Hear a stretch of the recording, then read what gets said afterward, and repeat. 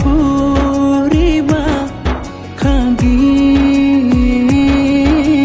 lay dong na hap shaw masi bawa khagili duk ning ke bau hi dong na hap shaw masi bawa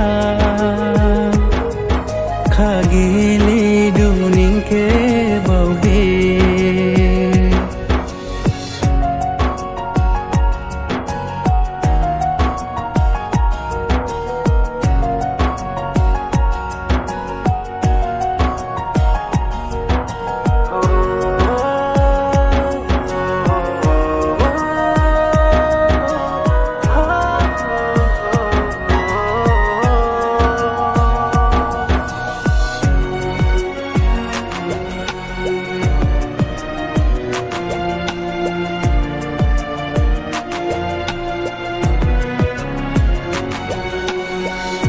John do di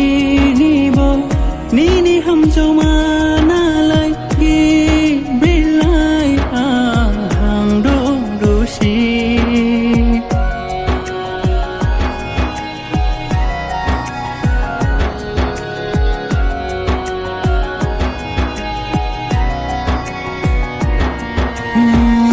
John do di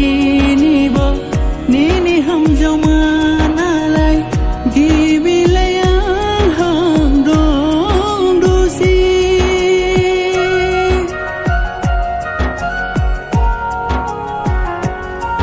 di kong salai mu di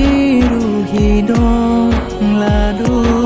khani garau ti hanam serenea dong ladu kamai sao jang